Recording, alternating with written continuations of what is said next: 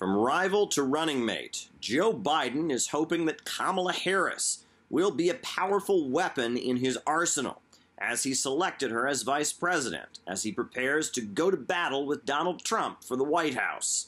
I decided that Kamala Harris is the best person to help me take this fight to Donald Trump and Mike Pence and then lead this nation starting in January 2021. I need someone who understands that we're in a battle for the soul of this nation, and that if we're going to get through these crises, we need to come together and unite for a better America. Kamala gets that. But unity, it seems, is not the word on every Democrat's lips. Biden going with the strategically brilliant move of picking somebody for VP who is despised by both the right and the left.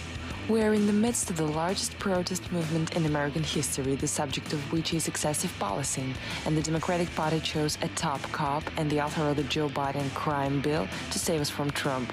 The contempt for the base is wow. Apparently, the answer to a movement for Black lives is someone who helped perpetuate a lock-them-up regime while letting the powerful in Silicon Valley and Wall Streeters like Steve Mnuchin loot with impunity. Happy 2020.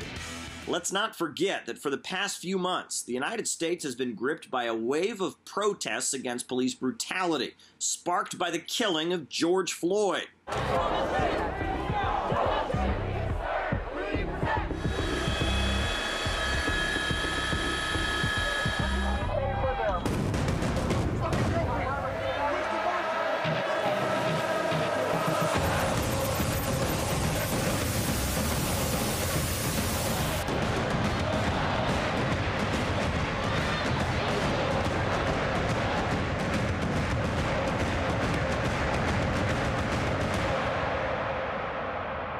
So, Joe Biden has selected Kamala Harris as his vice presidential running mate, and with her Jamaican and Indian roots, she is the first woman of color to be selected by a major U.S. political party as a vice presidential candidate. This may sound like a smart move, generating enthusiasm among the Democrats' base among African Americans. However, the polls are suggesting otherwise. We protest, build more schools, less jails. Put money into education, not prisons. There's a fundamental problem with that approach. I agree with that conceptually, but you have not addressed the reason I have 3 padlocks on my front door. Kamala Harris has got a resume full of working with the police, locking people up, and being unnecessarily gleeful about doing so. She even took the move of jailing parents of children who were truant from school. As California's Attorney General, Kamala Harris fought against moves to release nonviolent offenders, even after the courts ordered her to do so.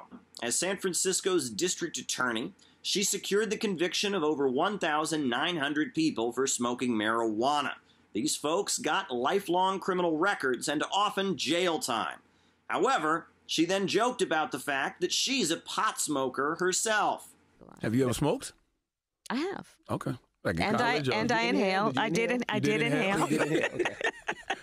It was a long time ago. But yes.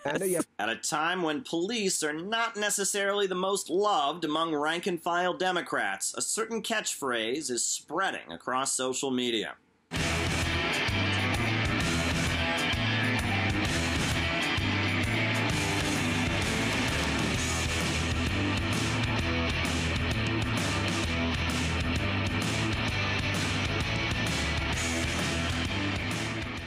Kamala Harris has done a lot in recent months to try and clean up her image. She's gone to police brutality protests to shake hands and take photos. She's published an autobiography that presents herself and her career as a prosecutor as if she was fighting against racism on behalf of the downtrodden.